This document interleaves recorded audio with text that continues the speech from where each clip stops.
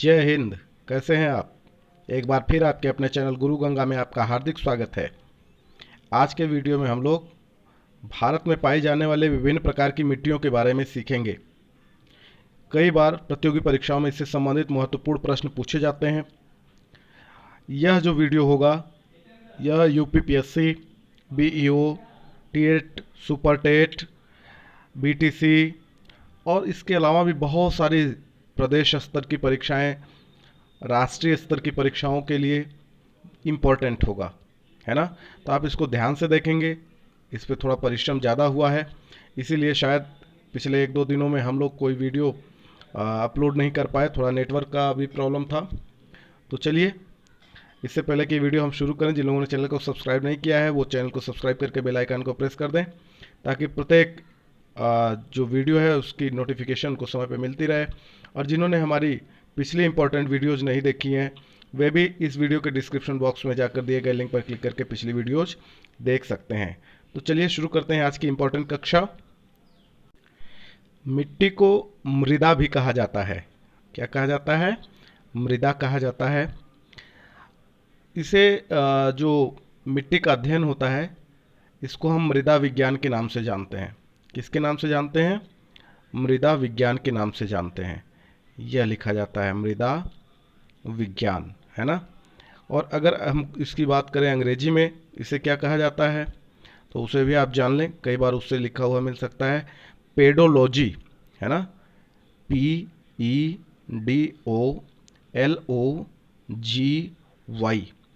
है ना। तो मिट्टी के अध्ययन को हम पेडोलॉजी या मृदा विज्ञान कहते हैं। ठीक है। दूसरी जो इम्पोर्टेंट चीज़ है वह यह है कि मृदा है क्या, मिट्टी है क्या। तो मृदा पृथ्वी के धरातल पर असंगठित पदार्थों की एक परत है जो अपक्षय और विघटन के कारकों के माध्यम से चट्टानों और जैव पदार्थों से बनी है ना। क्या है? धरातल पर असंगठित पदार्थों की परत है जो अपक्षय और विघटन के कारकों के माध्यम से चट्टानों और जैव पदार्थों से बनी है ना। अब चलते हैं, देखते हैं मिट्टी के प्रकार कौन कौन से हैं या मृदा के प्रकार कौन कौन से हैं। तो जो सबसे ऑथेंटिक चीज़ें हैं उस पर हम लोग बात कर लेते हैं भारत के संदर्भ में। ICAR, है ना, ICAR, जिसका फुल फॉर्म है भारतीय कृषि अनुसंधान परिषद, है ना। इन्होंने भारत की मिट्टी को 8 भागों में विभाजित किया है। कितने भागों में? 8 भागों में विभाजित किया है। और इसी से संबंधित विभिन्न प्रतियोगी परीक्षाओं में प्रश्न पूछे जाते हैं। ठीक है। तो इन्हीं मुख्य 8 भागों को ही, जिसे भारतीय कृषि अनुसंधान परिषद ने विभाजन के रूप में हमारे सामने व्यक्त किया है, हम उसी को सीखेंगे, उसी को जानेंगे। ठीक है।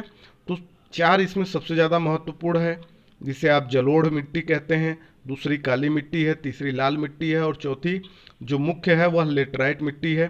और उसके अलावा जो 4 है उसके बारे में भी हम लोग थोड़ी थोड़ी जानकारी ग्रहण करेंगे। ठीक है। तो चलिए सबसे पहले हम जलोढ़ मिट्टी पे बात कर लेते हैं। जलोढ़ मिट्टी क्या है?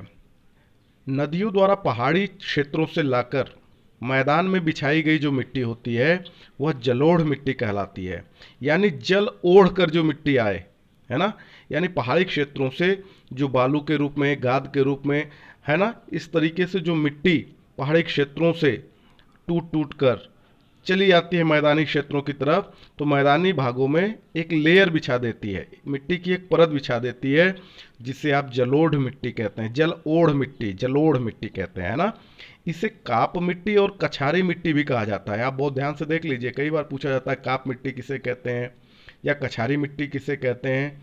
तो नीचे ऑप्शन में दे देगा काली मिट्टी को, लेटराइट को, मरुस्थली को, जलोढ़ को।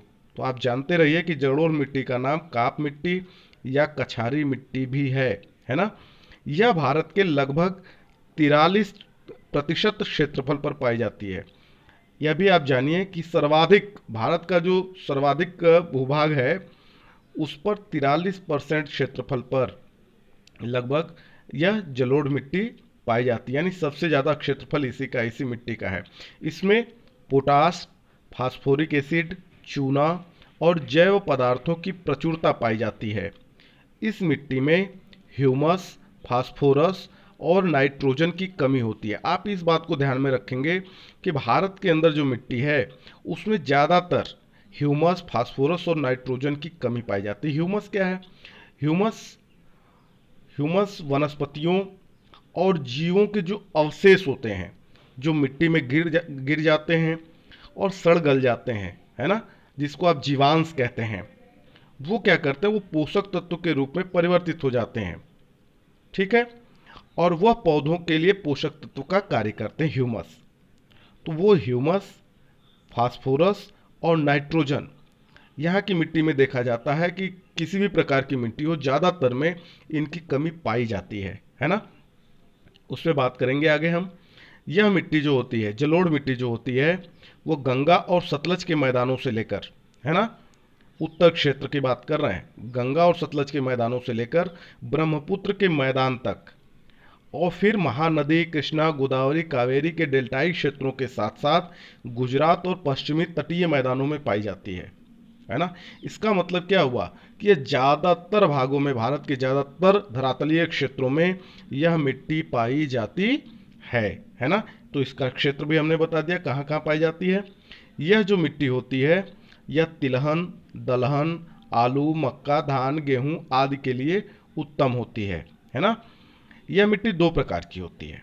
जलोढ़ मिट्टी कितने प्रकार की होती है? दो प्रकार की होती है। एक होती है बांगर और दूसरी होती है खादर। एक बांगर, दूसरी खादर। बांगर किसे कहते हैं? पुरानी जो जलोढ़ मिट्टी होती है उसको बांगर कहा जाता है ना। पुरानी जो जलोढ़ मिट्टी होती है उसे बांगर कहा जाता है। अब बांगर मैदानी भागों का उच्च भाग है, जहाँ सामान्यतः बाढ़ का पानी नहीं पहुँचता है ना। इसमें कंकड़ और रेत की अधिकता होती है। बांगर को स्थानीय भाषा में भूड़ कहा जाता है। क्या कहा जाता है? भूड़, है ना। स्थानीय भाषा में क्या कहा जाता है? इसको भूड़ कहा जाता है। यह मिट्टी खादर की तुलना में कम उपजाऊ होती है। इस मिट्टी में कंकड़ और कैल्शियम कार्बोनेट होते हैं। इसमें लवणीय और क्षारीय प्रस्फुटन के कारण रेह का जमाव होता है। ठीक है, अब देखते हैं खादर किसे कहते हैं। तो जो नई जलोढ़ मिट्टी होती है उसको हम खादर कहते हैं। तो प्रश्न ये बनता है कि नई जलोढ़ मिट्टी को क्या कहा जाता है या पुरानी जलोढ़ मिट्टी को क्या कहा जाता है। तो इसे भी आप ध्यान से देखेंगे। यह जो खादर मिट्टी होती है ये सदैव उपजाऊ बनी रहती है। क्यों? क्योंकि इसमें जल धारण क्षमता अधिक होती है। यह प्रतिवर्ष बाढ़ द्वारा जो लाई गई मिट्टी होती है उससे बनती है, या वो जो बाढ़ द्वारा मिट्टी आती है प्रतिवर्ष, उसी को खादर कहते हैं। ठीक है, यह जो खादर प्रदेश होता है उसको कछारी प्रदेश या बाढ़ का मैदान भी कहा जाता है। खास करके गंगा और ब्रह्मपुत्र नदियाँ जो होती हैं वो खादर प्रदेश या खादर डेल्टा का निर्माण करती हैं। ठीक है, अब दूसरे प्रकार की मिट्टी पे बात कर लेते हैं, लाल मिट्टी की। ठीक है, जो लाल मिट्टी होती है उसका निर्माण जलवायविक परिवर्तनों के कारण कायांतरित शैलों के विघटन एवं वियोजन से होता है। कैसे होता है? जलवायविक परिवर्तनों के कारण कायांतरित शैलों के विघटन एवं वियोजन से लाल मिट्टी का निर्माण होता है। इसका विस्तार भारत के लगभग 18% क्षेत्रफल पर है।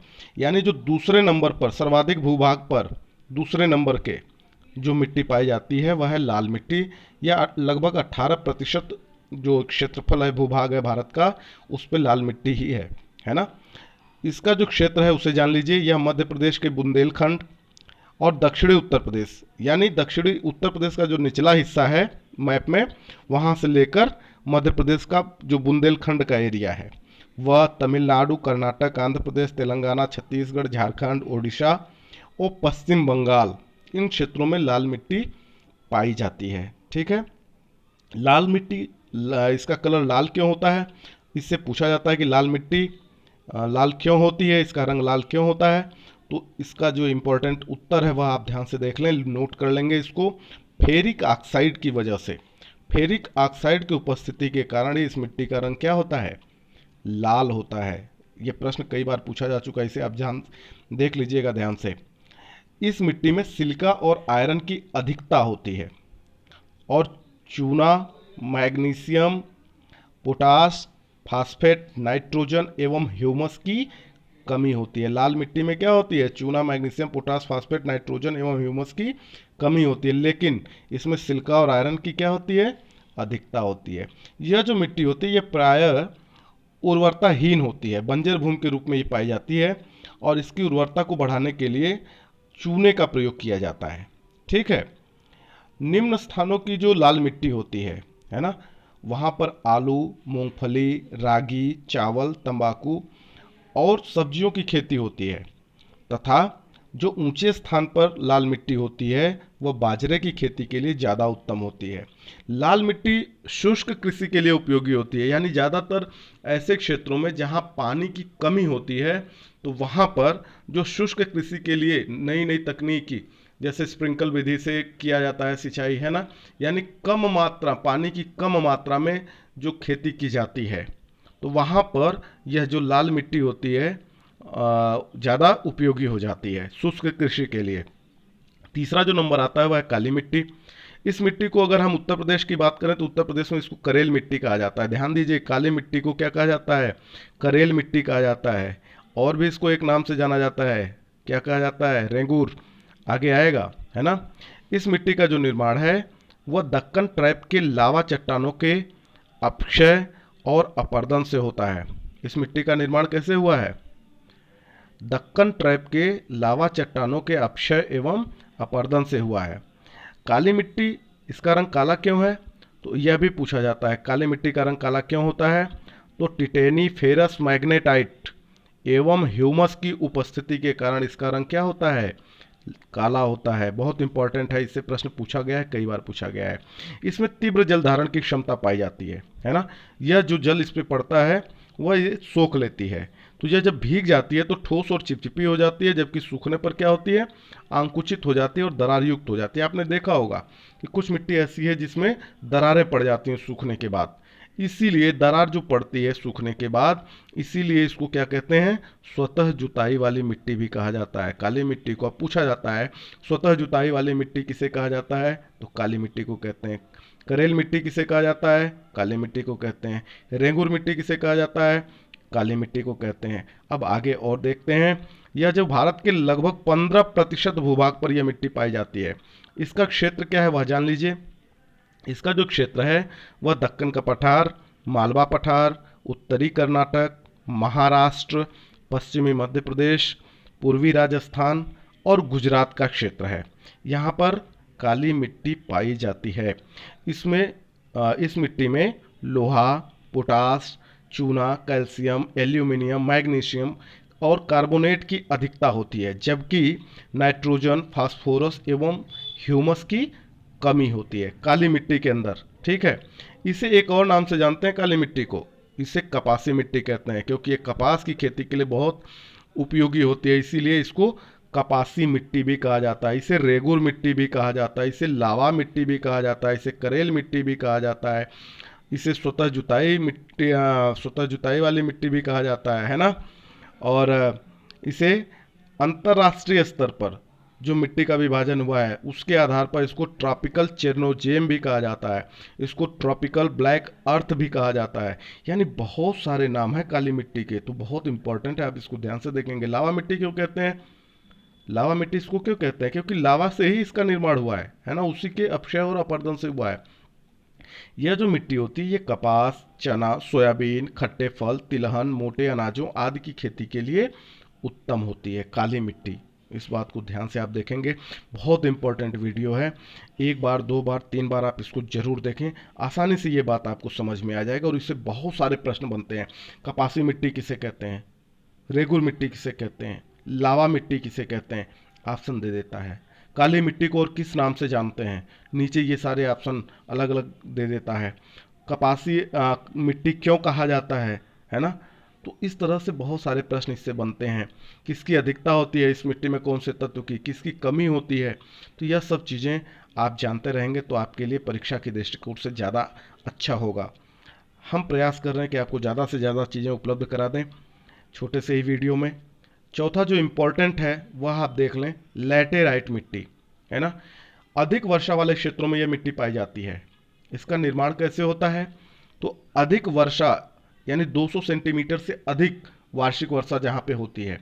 तो अधिक वर्षा वाले क्षेत्रों में शैलों के टूट फूट, चूना और सिलिका के निक्षालन से इस मिट्टी का निर्माण होता है। किसका? लैटेराइट मिट्टी का। पूछा जाता है कई बार कि लैटेराइट मिट्टी का निर्माण कैसे होता है, तो ऑप्शन में दे देता है, या ये उत्तर दे देगा कि अधिक वर्षा वाले क्षेत्रों में कौन सी मिट्टी पाई जाती है, या अधिक वर्षा वाले क्षेत्रों में शैलों के टूट फूट, चूना और सिलिका के निक्षालन से किस मिट्टी का निर्माण होता है। ये सिलिका के निक्षालन से केवल लैटेराइट मिट्टी का निर्माण होता है, इस बात का आप ध्यान दीजिएगा। इसका जो विस्तार है वो भारत के लगभग 3.7% भूभाग पर है ना। इसका विस्तार कहाँ कहाँ पाई जाती है वो देख लीजिए। केरल में सर्वाधिक लैटेराइट मिट्टी सबसे ज़्यादा कहाँ पाई जाती है? केरल में। और दूसरे नंबर पर महाराष्ट्र में पाई जाती है। इस बात को आप जानते रहिए। केरल और महाराष्ट्र इसका मुख्य क्षेत्र है। कर्नाटक, तमिलनाडु की सेवाराय पहाड़ी, ओडिशा का तट, झारखंड की राजमहल पहाड़ियाँ, असम और मेघालय की जो पहाड़ियाँ हैं इस मिट्टी के क्षेत्र हैं। किसके? लैटेराइट मिट्टी के।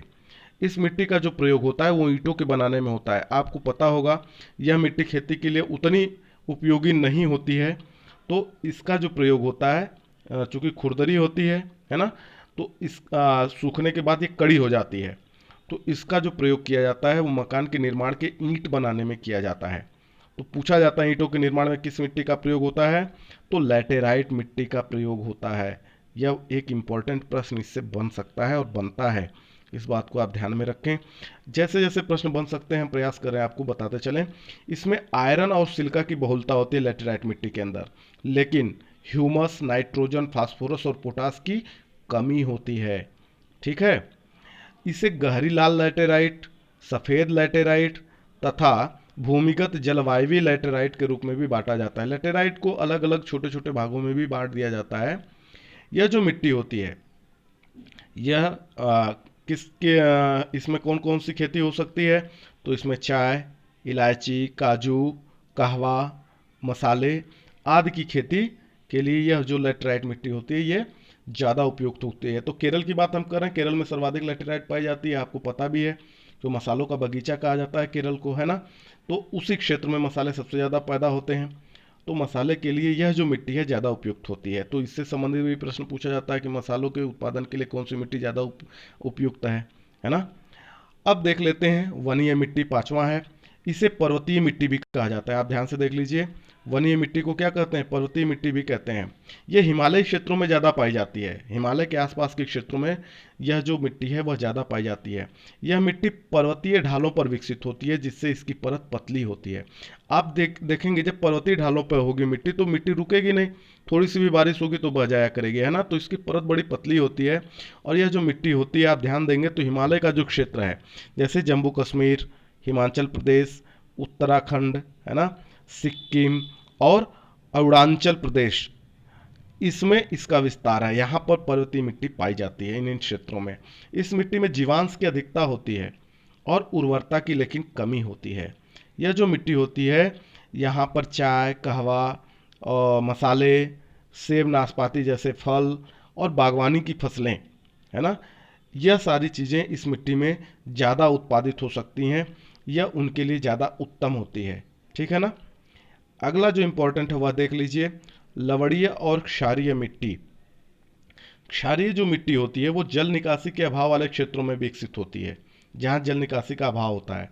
ठीक है। क्षारीय मिट्टी में सोडियम क्लोराइड, किसका? सोडियम क्लोराइड की अधिकता होती है, जबकि लवणीय मिट्टी में मुक्त सोडियम की अधिक मात्रा होती है।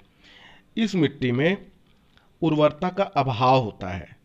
मिट्टी की जो क्षारीयता होती है उसको दूर करने के लिए जिप्सम का प्रयोग किया जाता है। आपने देखा होगा जिप्सम का प्रयोग किया जाता है ना। इसे कल्लर, रेह और ऊसर के नाम से भी जाना जाता है। किस किस नाम से जानते हैं इसको? कल्लर, रेह और ऊसर के नाम से भी इसे जाना जाता है इस मिट्टी को। इस मिट्टी का जो विस्तार है वो अधिक सिंचाई वाले क्षेत्रों में है। जहाँ पर भी अधिक सिंचाई की जाती है वहाँ वहाँ इस तरह की मिट्टी पाई जाती है, क्योंकि वहाँ पर क्षारीयता और लवणता यह दोनों ज़्यादा हो जाती है। जैसे पंजाब में, हरियाणा, पश्चिमी उत्तर प्रदेश और उत्तरी राजस्थान, जहाँ पर हरित क्रांति का प्रभाव ज़्यादा पड़ा, वहाँ पे सिंचाई के क्षेत्रों का विस्तार किया गया, सिंचाई के साधनों का विस्तार किया गया, तो उसके प्रभाव के फलस्वरूप उत्तरी राजस्थान में भी इस प्रकार की मिट्टी पाई जाती है। इस मिट्टी में पैदावार किसकी हो सकती है? तो इस मिट्टी में बरसीम, गन्ना, धान, है ना, किसकी किसकी? बरसीम, गन्ना, धान जैसी लवण प्रतिरोधी फसलें उगाई जाती हैं। पूछा जाता है, प्रश्न बनता है कि लवण प्रतिरोधी फसलें किस मिट्टी में उगाई जाती हैं? तो आप उत्तर क्या देंगे? क्या उत्तर देंगे भाई? हाँ, लवणीय और क्षारीय मिट्टी, वेरी गुड, या रेह या ऊसर या कल्लर मिट्टी, है ना। अगला देख लेते हैं मरुस्थलीय मिट्टी क्या होती है। तो नाम से ही स्पष्ट है, रेगिस्तानी क्षेत्रों में जो मिट्टी है वो मरुस्थलीय मिट्टी है, बलुई मिट्टी की तरह होती है ना, बलुई है, बालू की तरह है। इसमें फास्फोरस सामान्य मात्रा में होता है इस मिट्टी में, है ना। इसका जो निर्माण है वो पश्चिमी भारत के शुष्क क्षेत्रों में हुआ है। कहाँ हुआ है? मरुस्थलीय मिट्टी का निर्माण कहाँ हुआ है, प्रश्न पूछा जाता है। तो पश्चिमी भारत के शुष्क क्षेत्रों में हुआ है।